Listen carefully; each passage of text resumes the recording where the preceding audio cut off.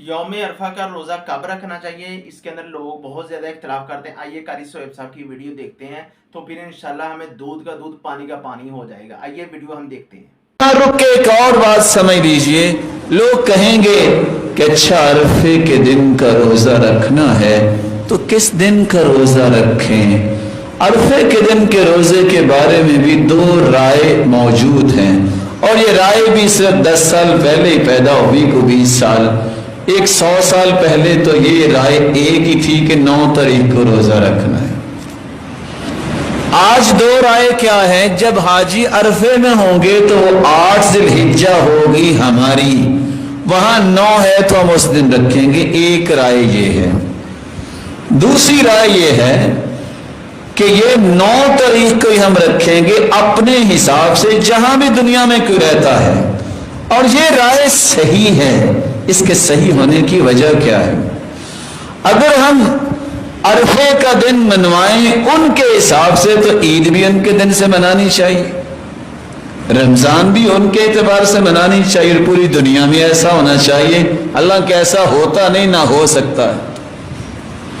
दूसरी बात यह है कि अगर उनके एतबार से हम अपना रोजा रखें, इस वक्त आप गूगल पे जाएं और दुनिया का नक्शा चेक करें, आपको कितने ममालिक ऐसे मिलेंगे कि जो सऊदीया से एक दिन पहले चांद जिनका निकलता है, बिलाशुबा अगर उनका चांद पहले निकलता है तो उस दिन उनकी 10 तारीख होगी और सऊदीया में 9 तारीख होगी। क्या ईद के दिन वो रोजा रखें? फिर नहा रसूलुल्लाह सल्लल्लाहु अलैहि वसल्लम अन सौमी यौमैन, अल्लाह के रसूल ने 2 दिन रोजा रखने से मना किया है। एक दिन ईद उल फितर का है और एक दिन ईद उल अजहा का है।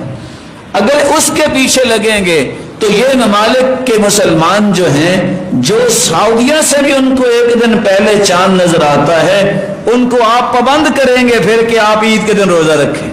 हालांकि ईद के दिन तो रोजा रखना वैसे ही जायज नहीं है, बल्कि उलमा ने इसको हराम तक कहा है, क्योंकि अल्लाह के रसूल ने मना कर दिया। तीसरी और बड़ी मुहिम बात जो अल्लाह के रसूल ने बयान की है, वो फैसला कुन बात है। सूमू लिरुयती व अफ्तिरू लिरुयती, चांद को देख के ही रोजा रखना चाहिए और चांद को देख के ही ईद मनानी चाहिए। तो जिसको चांद पहले नजर आ गया है वो 10 को रोजा रखने से तो रहा, वो 9 का ही रखेगा। जिसका लेट आ गया है वो भी अपना 9 का ही रखेगा। और अगर अल्लाह के रसूल की बात एक और भी साथ शामिल कर ले, कान यसूमु 9 जिलहिज्जा, अल्लाह के रसूल पहले 9 दिन के रोजे रखा करते थे। तो फिर ये सारा इख्तिलाफ वैसे ही खत्म हो जाएगा। 8 का भी रखा जाएगा, 9 का भी रखा जाएगा, और परेशानी को